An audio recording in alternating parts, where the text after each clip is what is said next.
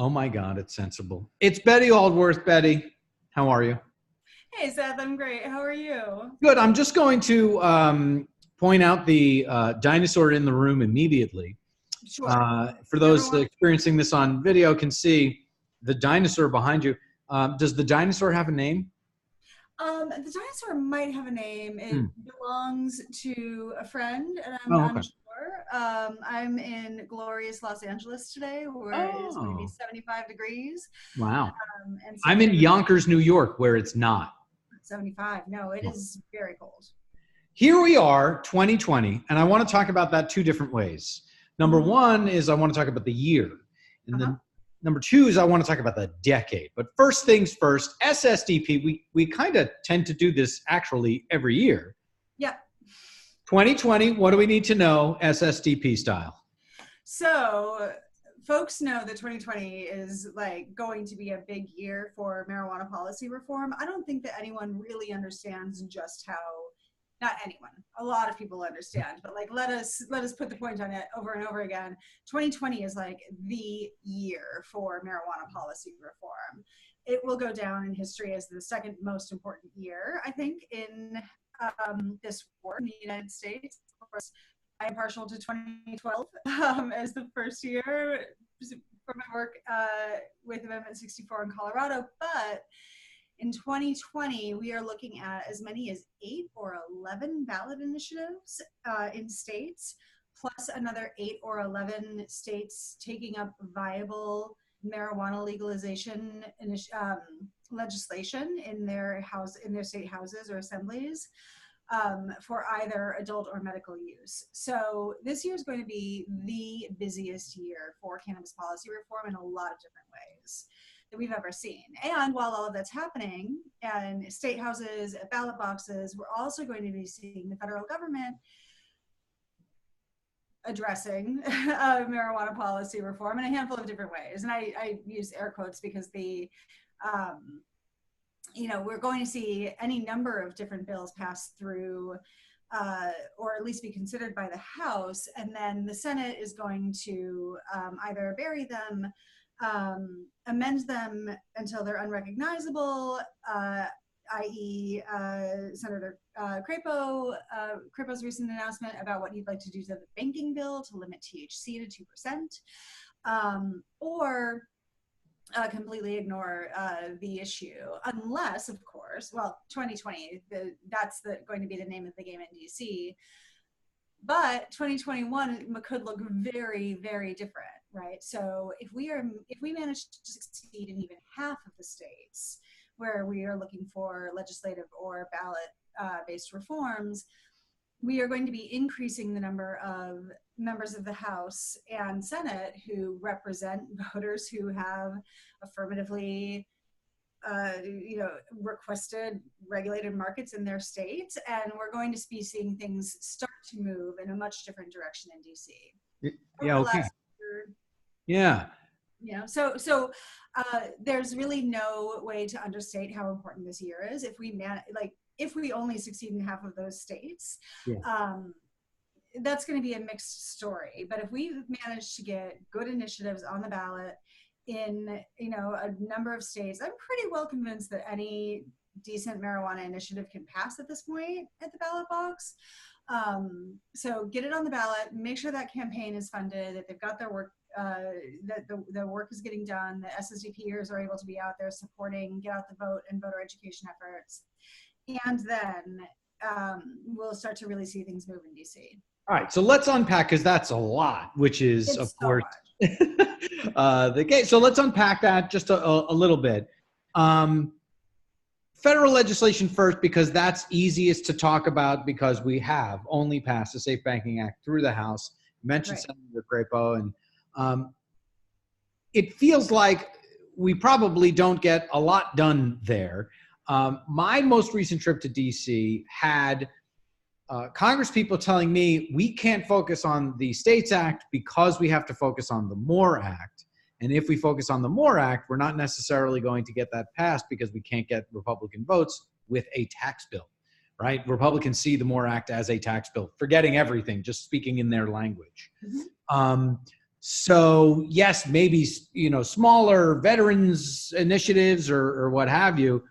That feels like what happens on with federal legislation. If this piecemeal type stuff comes through the House, that's how I hear it.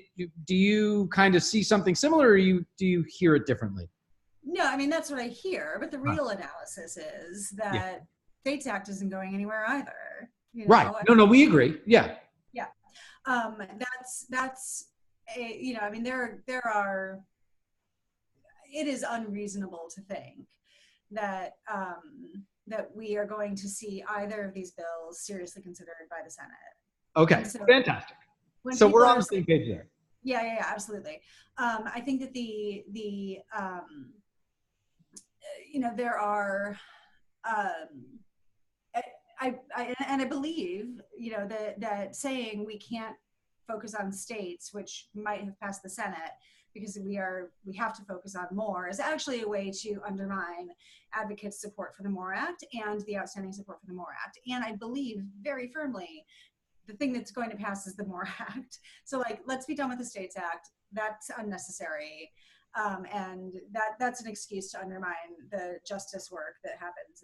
I think, and we're almost saying the same thing, in that if I start talking about the MORE Act and you start talking about the States Act, or if I start talking about the States Act and you start talking about the MORE Act, the whole thing is to undermine the passage of anything. Sure. Yeah. So that's. We will see some piecemeal legislation get through the House. Some of it might be considered by the Senate. Like what? Well, so, Crabo says that they'll bring banking, to committee, perhaps. Right. Now, I think, things related to veterans might manage to get hearings in Senate committees. Right. I don't believe that McConnell will bring much of anything to the Senate floor. And as long as he's in charge there, which a Republican almost certainly will be, right, certainly then I would imagine the next session of Congress, and perhaps even the session of Congress before that, it's going to be McConnell as long as he's there. Mm-hmm. And he is going to continue blocking marijuana policy reform until one of two things happens. Either McConnell loses his seat, or marijuana policy reform starts happening in Kentucky. So those are our choices here if we want to see federal legislation really move. And so number one is not going to happen. All right. So number two brings us back to the states. So now let's unpack, because you mentioned there's ballot, right? And there's legislature. Mm-hmm. So let's unpack kind of each side of that equation. And then after we do that, we can talk about the really wonderful thing of packing the House and even Senate with more and more Congress people and senators that just have to do something about cannabis because it's legal in their state, right? Either through medical or adult use. So ballot measures first. What are you particularly excited about? Understanding that we're supporting everything. Right. Yeah. Well, so not marijuana policy reform, but something that I'm very excited about, I want to make sure to mention, is that in Oregon, we're looking at a education and treatment provision that will decriminalize all drugs in Oregon and instead provide treatment services to people who are struggling in those relationships. And that's really exciting. I encourage people to check that out. SSDPers are running that initiative. Local SSDP alumni in Oregon are running that initiative, and they're doing amazing work there. So I want to give a shout out there because it's super important. Yeah, it's not criminal, it's public health. This is what a sensible drug policy would be, right? Yep. Yeah, exactly. In the States, I'm really, for marijuana policy reform, New Jersey is going to be very interesting because it is a referred recommendation, so that will be sort of put to the voters if the legislature doesn't manage to pass before November. So that's going to be very interesting. We're looking at filling out the Midwest quite a lot. Oh my gosh, Oklahoma. The Oklahoma folks dropping my phone. Oklahoma folks are doing amazing work there.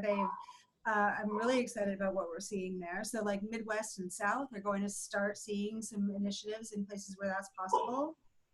We can expect Missouri. I hope the Missouri advocates we've been working really closely with for years, and if we're able to pass something there. Ohio is going to be tough. I'm not at all confident that it would be funded. I'm entirely confident that it would pass were it on the ballot, but I'm not confident it will be funded. It's a very expensive state, but it's also as important as Florida, both in terms of the space that it takes up in the national mind. So as goes Ohio, as goes Florida, so goes the nation. But also because of the very large population in both of those states, that's bringing a lot of power to Congress if we pass adult use in either Ohio or Florida. So I think that those are the two bellwethers that I'm really excited about. Okay. And then you mentioned legislature a little bit. Any other notes there? Yeah, so in the legislature, we expect to see New York. Last year was such a heartbreaker in New York and New Jersey too. But New York, I think there seems to be a lot of momentum building. There is a lot of momentum building. People are working their asses off right now to make sure that we're ready to go into the legislature prepared, and that New York has a much better shot this year of passage. And I think that there are so many competing interests in New York, but I think that the advocates in industry are both in agreement that we need to pass something in New York, and it's got to work for everybody.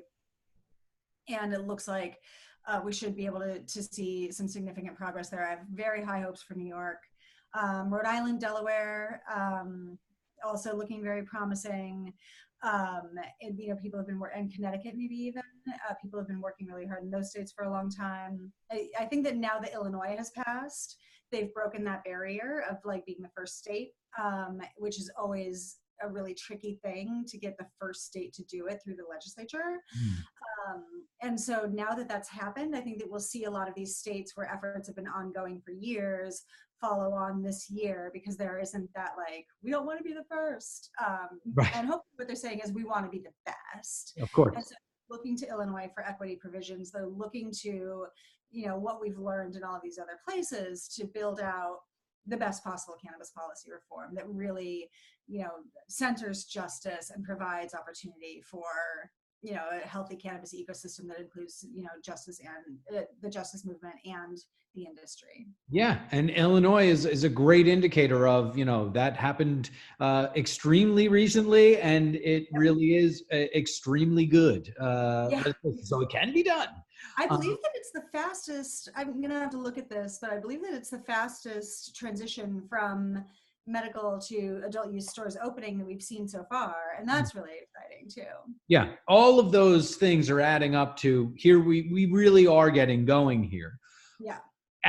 After November of 2020, not necessarily a prognostication, but what would you expect as far as the number of adult use states and the number of medical states as we make our way into 2021, so that we can talk about the next thing we're going to talk about?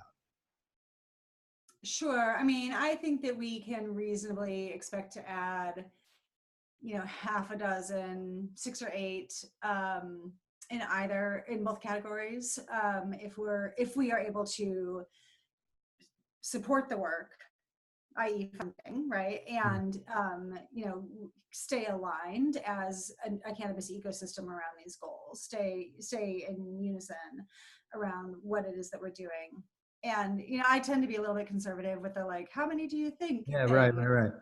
Because I've learned my lesson on that one. But I think 6 or 8 in either category is not unthinkable. And I'd have to look at the map to really make that prognostication. But that's sure. But what I'm getting at, and thank you for answering in a reasonable way, is though even a conservative estimate would put you as a congressperson or you as a senator, it's likely in 2021, if things go the way that it should, that you represent a state that has legal cannabis in one way or another, and probably even adult use. Right. Medical cannabis then become, this is silly at that point, and adult uses becomes a real, true countrywide conversation.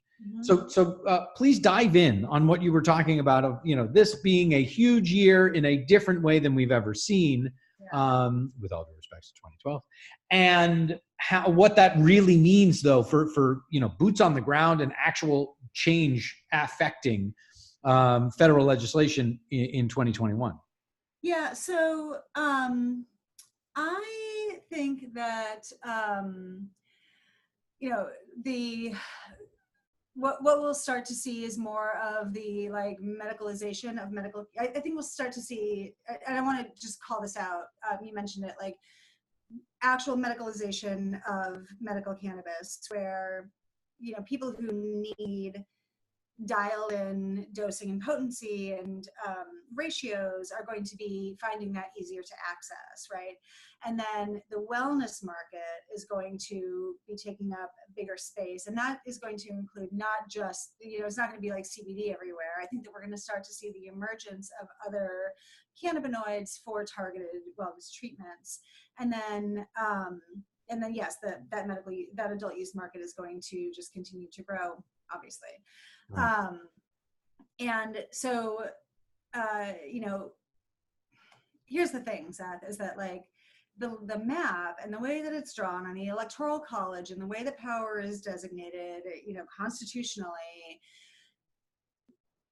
has some pretty harsh realities for what we can expect to see. And I think that, 2021, 2022, we're probably, 2023 is I think your point, but go on. Right. Yeah. I mean, listen, I'm not going to be surprised this time if Trump is reelected. Me neither. Go on. And the worst case scenario is if he declares in October that he's going to legalize marijuana in order to bring along some votes in places where he wouldn't otherwise. And then that takes the pressure off of Congress, but as we know, he's not actually going to do anything. So that's worst case scenario. Oh, right? That he says it, but then doesn't do it is what you're saying? Right, exactly. Okay. Exactly. And I think that that's all pretty likely. That would be if I, if I needed to prognosticate, that's exactly what I would say. Yeah. So we're probably looking at 2025 for actual federal descheduling. So then, if we're already in to half of the decade, we said we wanted to start with the year 2020 and then do the decades 2020s. Okay, fine. 2025, obviously, then that's another presidential election. And at that point, who knows what we'll be voting for? But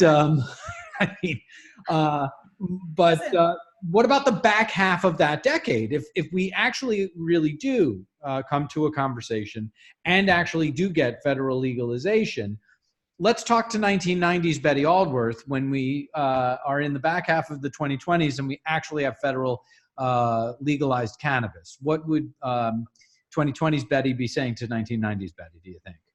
Ooh, that's a great question. I think that looking back and acknowledging that I didn't get involved in the movement until 2009, so latecomer by some estimations and OG by others. Right. I think that it's really the lessons that we've learned of the last decade and the one prior is to just really there are a couple of things, right? Protect medical. So important that, while these policy issues are very closely related, making sure that what we saw in Washington with the degradation of the medical market there and the experience for patients there was, really devastating for people. And and so making sure that medical is protected as we move through adult use legalization, I think is something that we could have done a better job of at the beginning, and we need to make sure that that's there. Protect home grow, because it is critically important that people are able to grow their own, especially when it's medicine, but also, there's no reason that home grow ought not exist. And I would have told myself to look with clearer eyes at the influence of industry I've spent my entire life, essentially, my entire career working in nonprofits, and I was super naive, Seth, to how influential industry can be. And I thought, oh yeah, no, it's fine if we put these regulations, like this is fine. We'll dial it back later. We can have outrageous security. We can agree to this for the moment. We can agree to this is a place where we can, like, we've got some room to negotiate. We can dial it back later when people get a better sense of, like, oh, cannabis isn't dangerous, right? No. So what happens is industry gets entrenched and people gain power and they want to hold on to it. And so you see the development of regulatory capture monopolies or regulatory capture industry being created for these purposes and then held on to, because now it's jobs and income and taxes and so I would have told myself to drop the scales from my eyes on that one. And like, really, the thing that we didn't get, the thing that I apologize for sometimes when I'm out there talking about what we did in 2012 is that, like, we didn't understand how well, I didn't, and those 2012 initiatives weren't written for equity. They were written for justice, for criminal justice, but not economic justice. And so I really wish that we had that conversation had been more present earlier, so that we were looking at, where are we responsibly and like reasonably asking the cannabis industry to not further the harms of the war on drugs and bring people into, jobs that are better than, selling drugs on the street. On that last point, though, it feels like we've done a lot of catching up in a very short amount of time. We talked about Illinois, everybody does seem focused on it.